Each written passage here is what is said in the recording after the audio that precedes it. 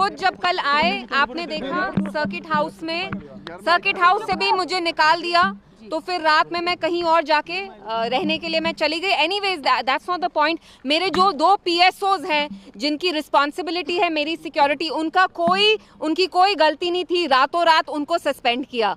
इनको आधा घंटा लगा मेरे 2 PSOs को सस्पेंड करने के लिए। उनका नाम हमीद और बशारत है।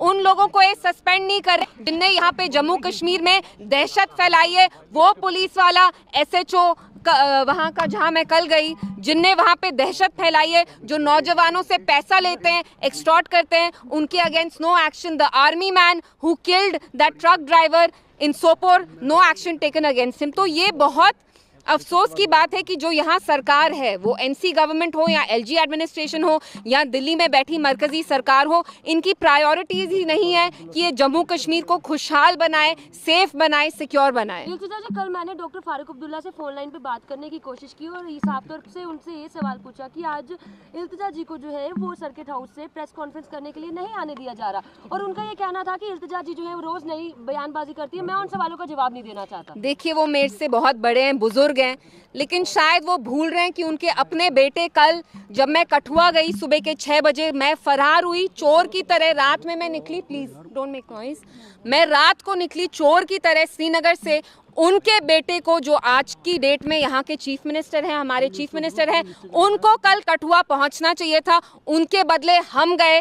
वो दिल्ली में लंच कर रहे थे, कुछ अल्फ्रेस्को लंच, मुझे तो पता भी नहीं। तो फारूक साहब शुड टेल अस कि उनकी जो सरकार है, जो उनके बेटे चला रहे हैं, उनकी क्या प्रायोरिटी है कि वो हर वक्त दिल्ली में बैठ के लंच करे, डिनर करे। हमने देखा बुढ़ाल में लास्ट मंथ जब राजौरी में फूड पॉइजनिंग के केसेस हो रहे थे, तब भी ओमर साहब दिल्ली में बैठ के डिनर होस्ट कर रहे हैं। कल उनको पता नहीं था, लेकिन जब वो लंच कर रहे थे दिल्ली में कहीं फर्स्ट 5 स्टार होटल से ऑर्डर करके, बहुत 500,000 किलोमीटर दूर एक लेडी है 25 साल की कठुआ में, जो विधवा हुई है, जिसने 5 दिन से एक निवाला तक नहीं खाया। लेकिन ओमर साहब की प्रायोरिटी क्या है? दिल्ली में बैठ के लंच करना, दोस्तों के साथ लंच करना। This is not fair.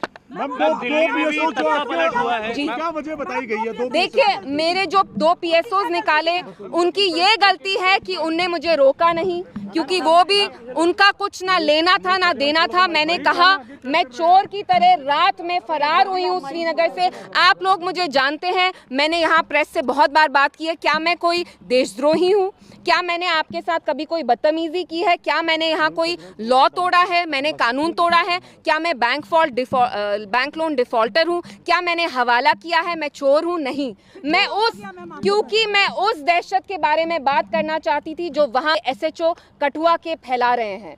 वो वहाँ छोटे छोटे लड़कों को उठाते हैं और उनसे पैसे लेते हैं, और इन लड़कों को टॉर्चर किया जाता है। मुझे बताया गया कि मक्खन दिन साहब को जब रिलीज किया, 4 किलोमीटर वो पुलिस की गाड़ी में थे, निकाला उन्हें, 4 किलोमीटर पैदल चलाया टॉर्चर करके, और जब उनने पानी मांगा, पानी का उनको एक घूंट तक नहीं दिया। मैम, दिल्ली में जो तख्ता पलट हुआ है, उसमें आप क्या समझते हैं कि वाकई में बीजेपी की जीत है या जो दिल्ली के बीच में? देखिए, my priority is my state, Jammu Kashmir, यहाँ की आवाम, यहाँ के लोग, वो मेरी प्रायोरिटी है। दिल्ली में क्या होता है, that does not concern me. Democratic country में तो क्या लगता है आपको स्टेटहुड? आप मुझे एक बात बताइए, ओमर साहब के सब्जेक्ट्स जो हैं वो जम्मू कश्मीर की आवाम है।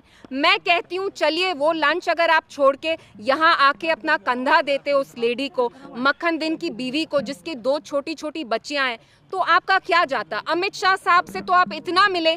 पिछले 2 महीने में NC की सरकार क्या कर रही है? दिल्ली जाके शॉल देते हैं, they are on a shawl स्प्री।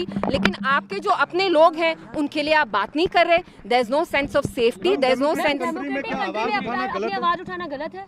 देखिए, मैं आपको सच में बताऊं, पिछले 24 आवर्स में मुझे इतना स्ट्रेस हुआ है। मैंने कुछ 600 किलोमीटर ट्रैवल किया, और मैं सच बताऊं, जब मेरी गाड़ी निकली श्रीनगर से, मुझे पुलिस वालों से डर था।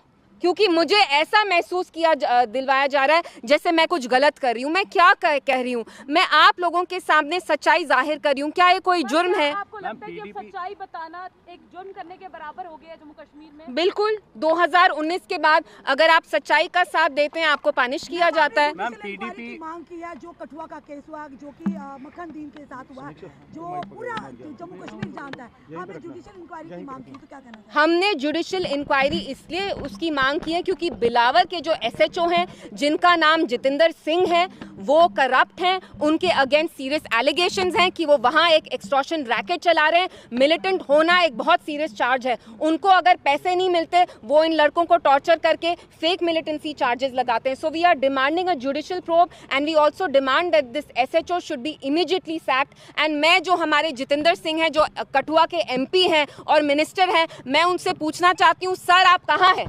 आपके जो लोग हैं जिनने आपको इतने बड़े पैमाने से पार्लियामेंट में भेजा, वहाँ पे एक बच्ची है हमारी जो विधवा हो गई रातों रात।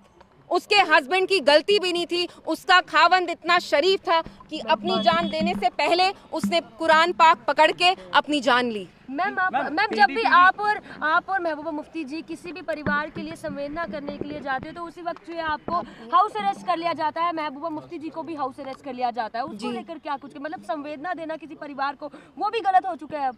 देखिए परिवार की बात नहीं है यहाँ, तो हमारा ही परिवार नहीं है जो पॉलिटिक्स में है। पॉलिटिक्स में तो एनसी की फैमिली भी है ना, जैसे आपने फारूक साहब का कहा।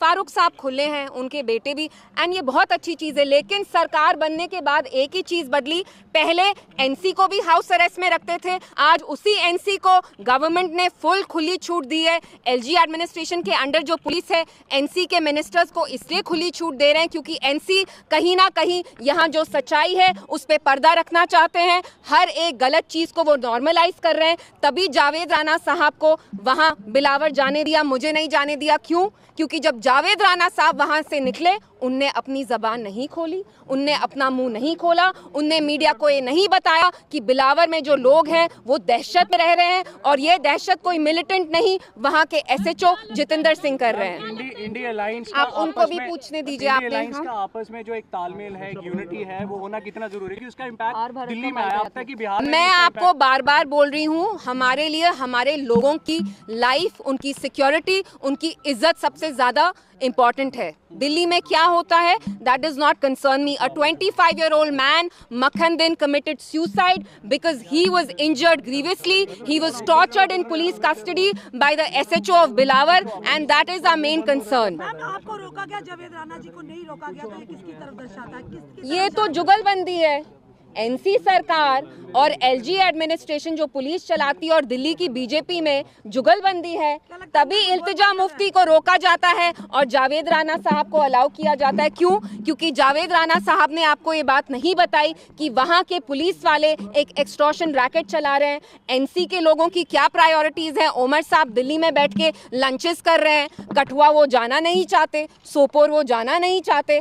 आपके लोग रो रहे हैं और आप उनको यहाँ अपना कंधा देने के लिए तक नहीं है। आपकी क्या प्रायोरिटीज है? मैम उनका कहना है, नेशनल कॉन्फ्रेंस का कहना है उमर साहब ने पहले ही ट्वीट कर दिया था इन दोनों घटनाओं को। तो एहसान किया हम पे? ट्वीट करना एहसान होता है क्या?